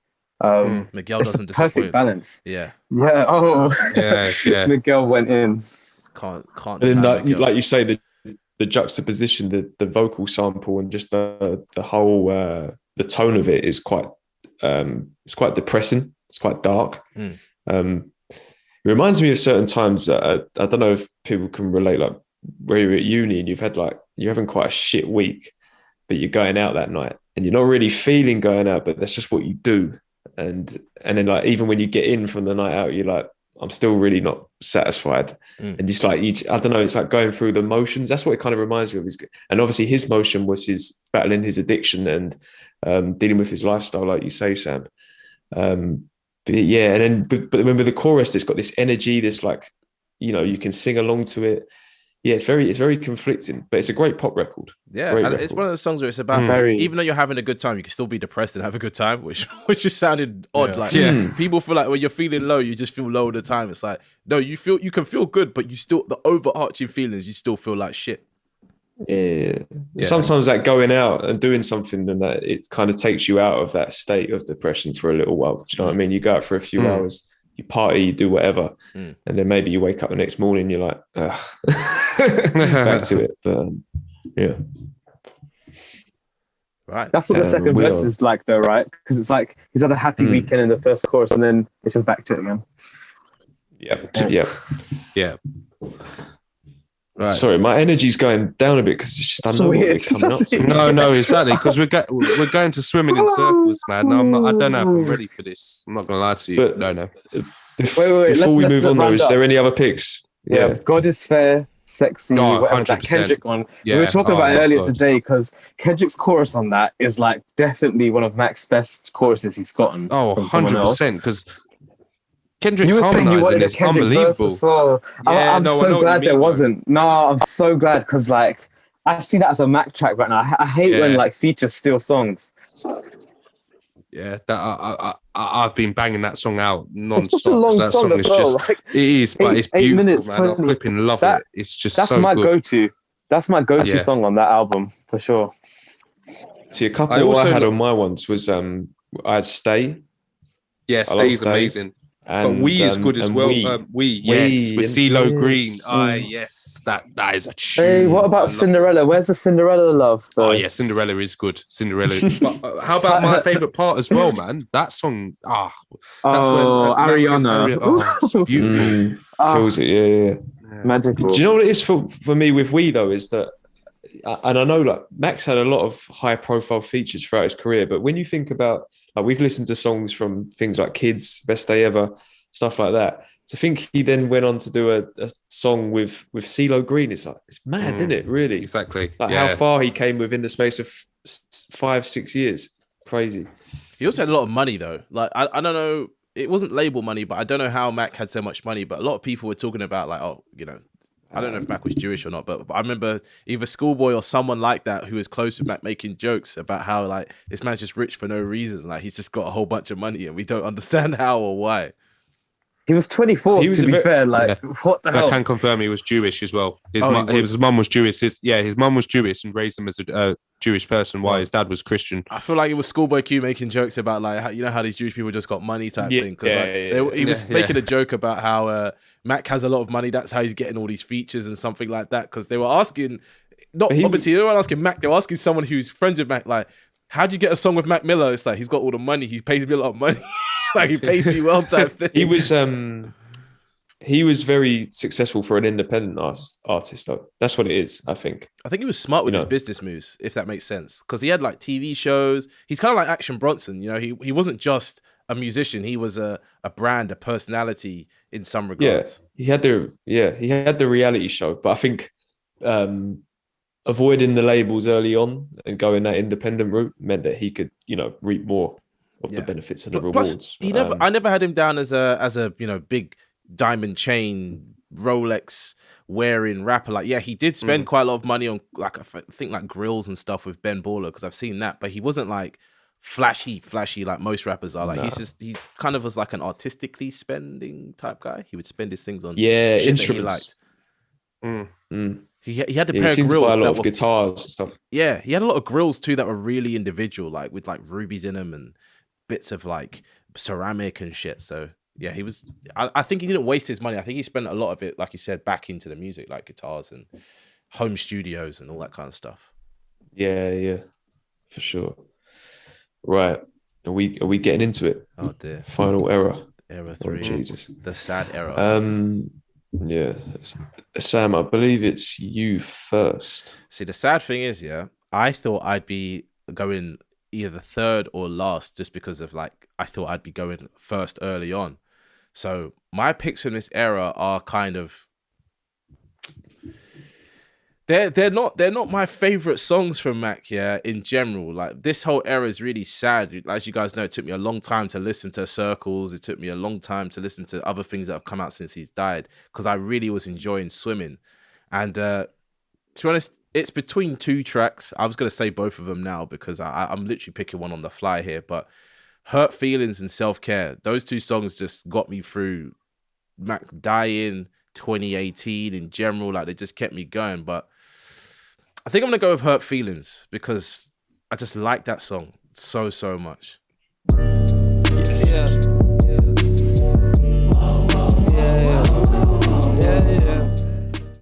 Yeah, that song, I don't know.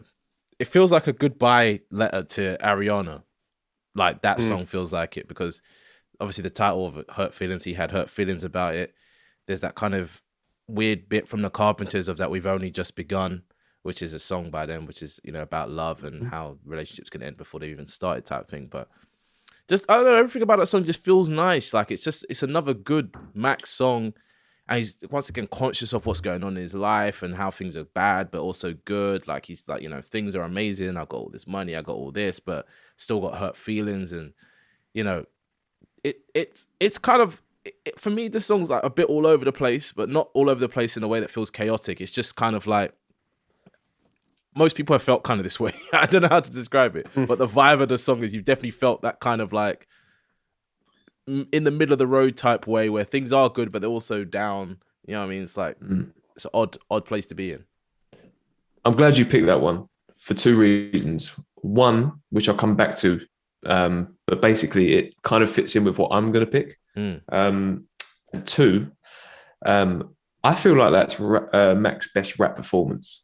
So I think he slick, just sounds amazing on that. Yeah. Honestly, I mean, I've listened to it so many times. Maybe I'm a bit biased. I've listened. No, I just do it every day. Like it literally, it's my day. I love my that daily song. playlist. Oh, honestly, I love that song. I've banged that song out ridiculous amount of times. I think it's on my Spotify like most played songs. Hurt Feelings. I have banged that song out. Yeah, it's always on my in Do you think rotation J. playlist. Cole J. Cole might have done a bit of a demo for this, because I'm hearing a lot of J. Cole flows in it as well. Surprised to hear he produced it. I'm not taking away from Mac, by the way, but J. Cole produced that. hearing I some didn't J. Cole even know flows. Yeah, that. JK. I didn't That's even what I know. put in the chat. That's what I said. J. Cole produced it, man. I just J. Cole saw beat. J. Cole beat. I was like, okay, that's weird. But now that makes sense why I Sounds love like- that song so okay. much. It makes sense Uh-huh. why I love that song so much because it's two of my favorite rappers that I've grown up with, just meshed into one. You know what I mean? Because Yeah. it's like, obviously, if J. Cole When made Theo the beat, he said would have that- helped it. I didn't even know that. I really didn't even know It all that. makes Credits. sense now. Yeah, it's there. Yeah, I see he's it. on it. Yeah, I see he's it. produced by J. Cole. One of his Credit best as a songs. writer as well. Yeah, There's credit as a writer on it, so. one of his You best might songs. be right, Kieran. There. Definitely. Oh can't yeah, deny that. definitely, 100%. Can't deny that one. 100%. I feel like it was everything like up until that point. It's almost like he merged all the styles in and then produced this like near perfect track. It's one of his best. I think. It just sounds so good, so good. It's sad that I and- listen to it every day because it's like obviously my feelings aren't hurt every fucking day, but in that moment in time, I was feeling the song so much that it kind of it's become part of me. It's like part of my DNA now. Yeah, and it's interesting again. Like I'm going to explain. We might as well go into my pick actually. So like what you're saying about how it's a kind of letter to Ariana Grande and how like he's kind of, for me it's like it's the kind of period after getting over it. He's out of it now. He's gone through it and he's out of the woods. And my pick is Woods because I also feel that this track is something to do with maybe not that relationship, but just about relationships in general and about going through the tough part. But yeah, my pick's Woods. Yeah, that song's it's a heartbreaker.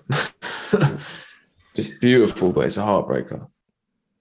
It feels good, but I know you said it's about Ariana. I feel like that's just about addiction in general. So yeah, he was probably a little bit addicted to Ariana, but also it's just like that whole do I can I get enough, that whole type of thing. It's just about and love can be addicting, But sorry, you were saying. Yeah, no, it's fine. I mean, yeah, I always thought of it more about relationships rather than drugs, but I guess it could be both, could be either. But yeah, I see it as a companion track to Hurt Feelings. It's like, well, first of all, there's the water drops at the beginning, which reminds me of swimming. But like I say, I think for me, interpreting as a relationship and the breakup of a relationship, it's talking about going through that rough period where you're hurting and the days are going slow, and then Hurt Feelings is like you've gone through that, you've processed it. You may still feel bitterness, you may have questions, but there's a bit more of an uplifting feel to Hurt Feelings. Like he's over it, but there's still stuff lingering. And this one, yeah, man, see, when I first heard Circles, I struggled to return to it because of how it was painful to listen to. But this was the track that immediately went into the playlist, specifically nighttime, like driving at night. This is one of my driving at night tunes. Just takes me on a journey. So this is the one that has been in rotation the most since that album. Now I can listen to it more. I've kind of, it's not as hard to sit through. But yeah, this was the one that initially just was stuck in my head and needed to be played more. And the production as well, oh, so good. The bass line with I don't know if you can hear the little acoustic guitar, and then there's the synths as well coming in. Oh, it's nice. Beautiful song, man. It's nice. Yeah. And this is once again, Matt coming fully into his own, this kind of like neo soul-y type, bouncy type beat where he just finds all these weird pockets and bits to be in the song or in the track where it's like no one else can really do anything to this. This is his song. This is his beat. Yeah. And it reminds me of Objects in a Mirror a little bit as well. Just the whole thing about because that one's like vaguely about drugs, but also about a relationship and like just that whole addiction thing. Like there's similar topics in this one. Yeah. I don't know. Yeah. I don't know. I need to think about that more. It kind of takes it, but it kind of takes the wind out of you. A little bit. No, 100%. I'm still, yeah. Yeah. So, it's on to you, Theo. Yeah. It's on to your era 4 pick. Man, God, man. Following from yours, man. Mine's sad as well. That I'm struggling It's here all fucking because sad. no, I'm struggling because my pick is not the pick. It's difficult because Self-Care for me is top 3 of my Mac songs, and I really, really want to pick it, but it's not the pick. It's not the pick that I was going to pick because there's another song on Swimming that is just, I don't know. It's just, it's bloody deep and bloody sad, but it's beautiful at the same time. So, Oh, jeez. I'm not gonna go with. It's the one you've been guessing, isn't it? You've been posting it. I saw you post it on the group like 2-3 times. Man's been revealing his Which picks one? for weeks in advance, man. I think I know which one it is, Theo. Should I say? What's I feel that? like I know. Is it 2009? Oh, bloody hell, he's worked it out. I Yeah, know, it's that one. Theo, you posted it on the group like 3 times, I think. Literally, every time we talk about Mac, he's like, but this one though. But this one though. It's doing spoilers, man. Oh, God. But I think everyone knows Self-Care. Self-Care will always be, top 3. Sorry, I don't mean to keep going on. It'll go top Keep 3. going. But we need to hear 2009, man. We need to Yeah, hear this. please do. put it on. We do. Tiny Desk got me loving this one, man.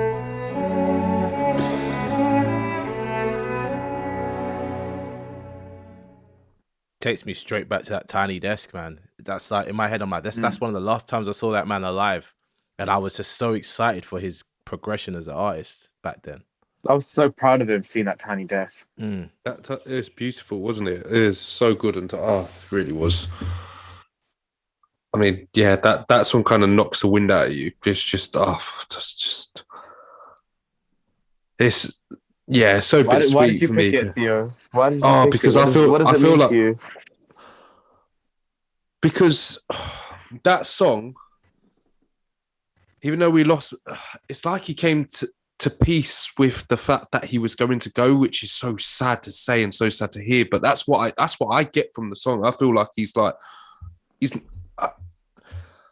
it's hard for me, man, because it's like he knew this was it. I'm knocking on death's door, but I'm okay with it now. I'm at peace with if I go, then this is what I go. I'll go with my music. But it's almost like he wrote this to himself as well. You know, that's the scariest bit about this. This is almost like he wrote this to himself to say it's okay. Like I've lived my life. This is who I am. Like I've had the best life. I've lived it to the fullest. If I go, this is it.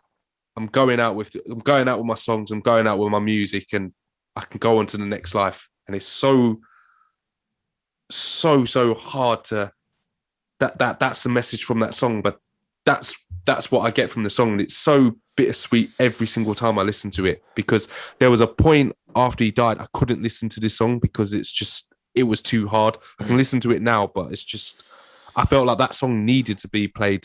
That even though how much I love Self-Care, but I just felt I had to pick 2009. Had to. No, so it's a good choice. I'll give you that. It is a very good choice. It's Mac coming to terms with it all again, which is odd, because it's like he was alive making. Well, obviously he was alive making all this music, but he was alive and planning to perform this music.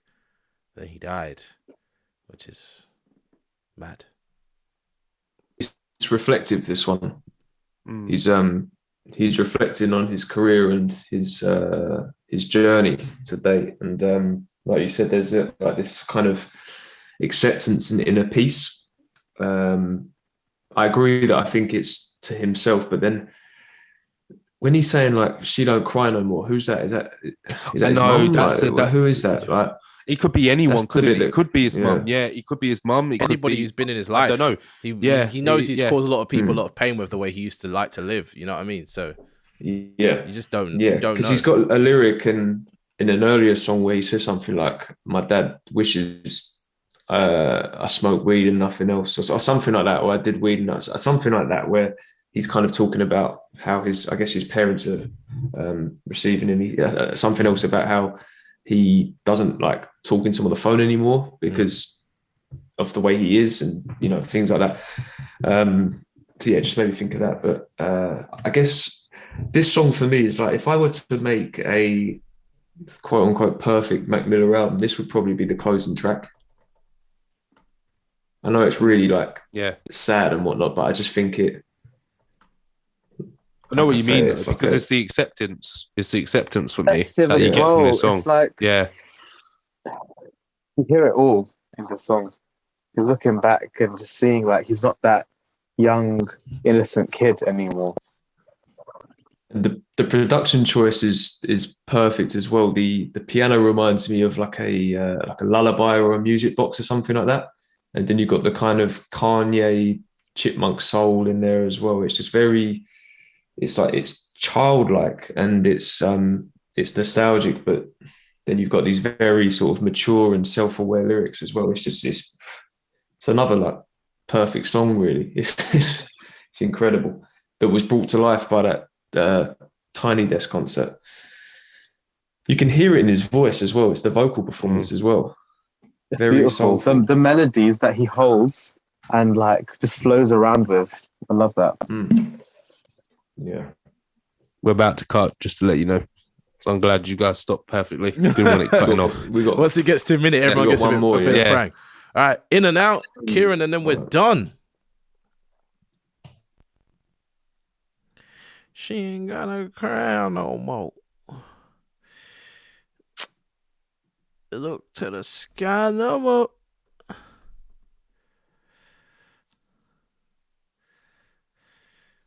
Boo doo doo doo doo doo doo doo.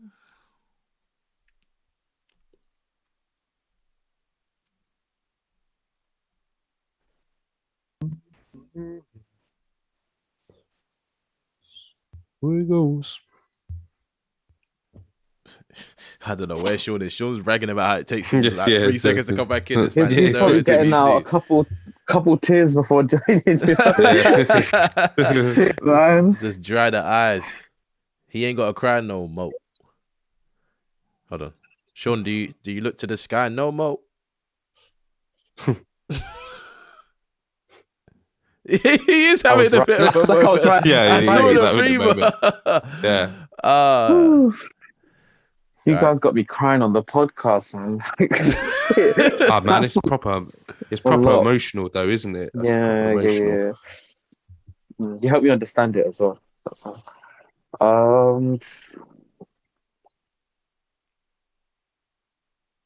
No. Yeah, we're waiting for you. It's your Yeah, bit. yeah, We're it's you, just man. chilling.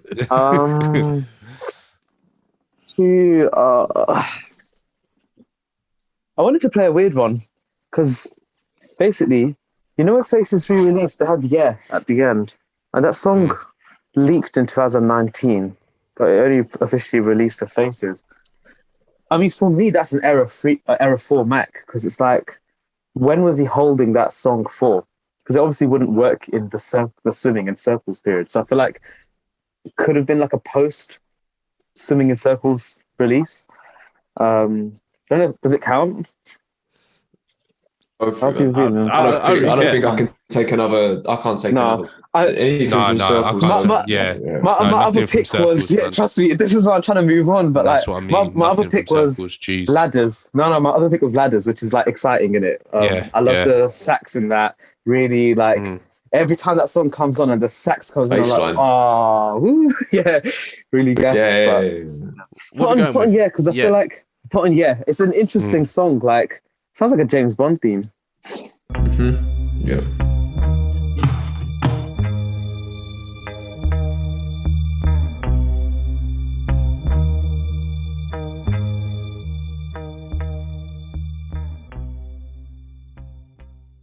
Epic. It's a nice closer as well. Yeah, that's such a great song. I see what you mean about this sounding like a Mac Miller, a James Bond song. It does give those vibes. In Yeah. our lifetime, we'll definitely hear a rap James Bond theme, because at the moment it's always a That could singing have been song. it, though. Yeah, Yeah. that could have been. Yeah. Definitely could I have was been. thinking little Sims could make the next one. You know, Oh, she's Because of wavy. what she did on her new Oh, album. she would. Oh, shoot. Would have been That would just crazy. be Yep. unbelievable. But back to Mac, that vocal performance, I think that's his best singing, probably on any song. It's emotional. It's up there. It is. Yeah. Mhm. The notes he's hitting, the strength he's hitting them with.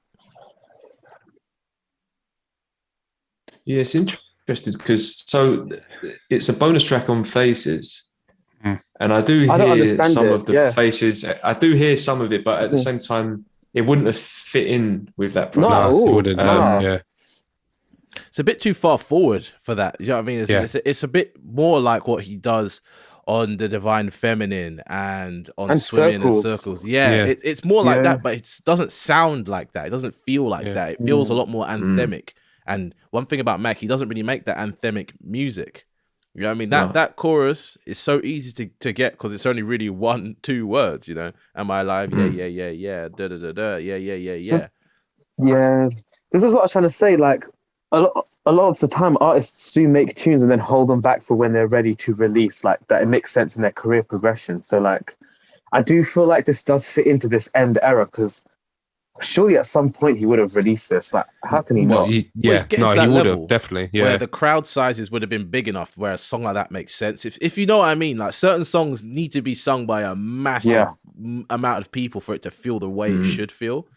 Mm. So I don't know. We'll never really know what was meant to be No. what and what's not come out versus what should have come out and blah blah blah. But that song is amazing. It's a nice way I to thought close it was out. a good ending because it's like what could have been kind of thing. Mm. Yeah. Well, I guess to wrap up, we may all want to say a few things. I guess for me, there hasn't been a celebrity, let alone a rapper, whose death affected me the way Mac Miller's did. And it took me a long time to understand why, but I think I know now. So like Mac Miller is not, I wouldn't consider Mac Miller, you know, my favorite artist or my favorite rapper or anything like that. I don't think he'll go down as one of the greatest rappers or have one of the greatest albums, any of these things. And I don't mean that in a disrespectful way, but I think his journey and his soul is what makes him so endearing. And I guess, you know, his career was up and down and up, and it went in different directions and whatnot. And I guess it's like life. It's not all hunky dory. You don't like start off at the top and then just keep ascending. You go through strife and struggles and whatnot. And I guess for me, on a personal note, I fell in love with hip hop around sort of 2010 to 2012. I was like a sponge, and it's a time in my life that I hold dearly. And my discovery of him was bang in the middle of that. So I feel like I've grown not only in terms of my musical taste, but as a man with him. So when he died, it was like a shock to the system. And to this day, even now, I feel like my voice going a little bit. But just miss him, man. I just something that He will was always so bug big me. to us as well. I get that. I get what you're saying. It's one of them things as well with Mac, that like Sean said, he's not one of the greatest of all time, whatever, but even in any legendary team or legendary time, there's other people that are competing or other people that are on that team that boost or that support the foundations of what those people, those people's legacy and those people's greatness. And Mac Miller was definitely one of the front runners in this new school of rappers, but the reason why he never really got to where he got to is one, because he's white, and let's not lie, white rappers in hip hop, except for Eminem, they get a hard time and they get this and they get that. But Mac was always genuine, always stuck to his own little thing, was always himself, and I feel like that's why he had so much longevity and almost like a cult fan base. I wouldn't say I was part of his cult fan base, but I definitely was always a fan of his progression, his journey, and his honesty, because he's one of those rappers who, if you listen to his project, you could hear exactly where he's at right now and understand exactly where he's at right now. Whereas a lot of rappers, you don't really know what's going on with them unless they have to do the interviews where they go, oh yeah, I'm in this zone.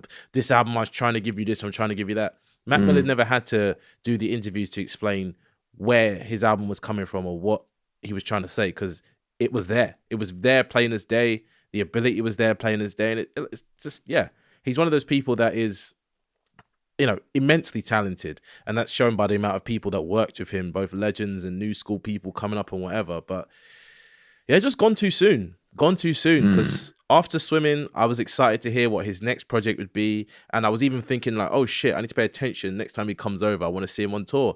And then boom, he was dead. So it hit me a bit, and it's weird because normally rappers' deaths are like, oh yeah, whatever, they're dead. But this one I was a bit like, nah, man. Do you know what I mean? It's just a bit. Like I had a too lot much. of regrets with Mac because obviously I'm hyper emotional with artists, and like I was hating him a bit. Then I was like, am I interested? I don't know, man. It was just like so up and down, and I felt like I never got to like experience Mac in like in a following kind of way. Rather like I'd happened to notice, oh, he's actually got a new single. I'll check that, and I like that. But I didn't really follow his releases, and I just regret that. But I don't know. I feel like I got some sort of reconciliation when Face's reissue dropped. It felt nice, felt fresh and new again. I think he's incredible. I do think he's one of the greatest ever. Like for anyone that doesn't know his discography and you go through it, it's crazy to listen to some of the stuff he released. It's a good journey. It's definitely a good journey, and it's one of those songs where it's about if you're an artist as opposed to being a rapper, then you should just stick to what's true, and what's true is just being yourself, speaking about what you know, what you like to do, and how you like to do it, and all that kind of stuff. Honesty and integrity. That's what he's got. Yeah, it's a pure journey, very pure. Yeah, 100%. What about you, Theo? I just his death affected me a lot because I just feel that Mac's uniqueness is just what draws. Well, it always drew me across to him because he's just different and he found his own lane, created his own music. He's, for me, the definition of an artist. Like it's just the music he creates and just makes and sends you on a journey and paints a picture and puts you into vibrant different zones is just incredible. And the fact where I was listening to Swimming and I just loved all of it. Obviously, it was sad and like dark, but when he passed, I was like, the thought of not getting another Mac project again was just, I don't know, it's just heartbreaking. So when Circles came out, it just broke me in a way. And it's the fact that he's young as well, man. He was still growing as an artist. That's the thing. That's the saddest part about it. He was really finding his own lane where he was just making some of the best music. I know it was sad, obviously, the topics that he was making, but his artistry was just amazing. And to be honest with you, I can't think of many artists that make me feel the way that Mac Miller did. So that's why when he goes, and I don't know if there's ever going to be another artist like that. I know it's sometimes cliche to say that, but I can't see it. I can't see it. He was in his own different lane, and I always look forward to what Mac was going to bring. So seeing him go is just hard, but at least we've got as well. Yeah.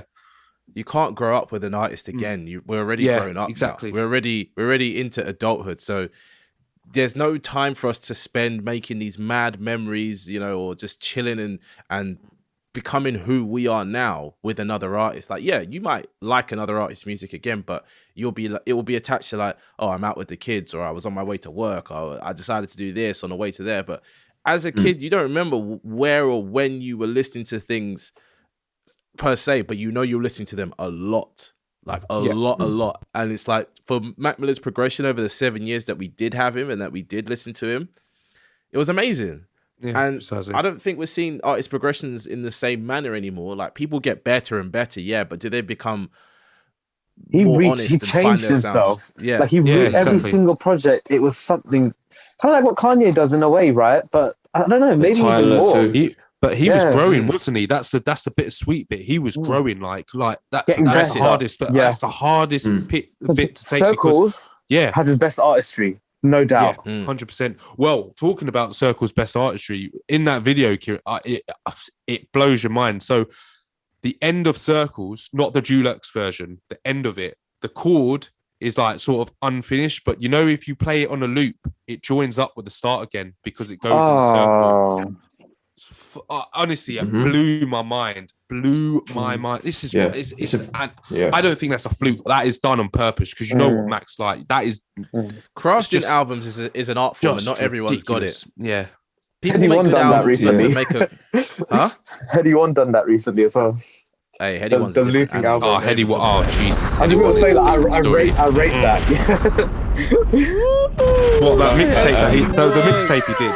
Yeah. Notice how that's an album on my list. Notice how an album. my list. Yeah, my list is wrong, man. I need to fix my list. Man.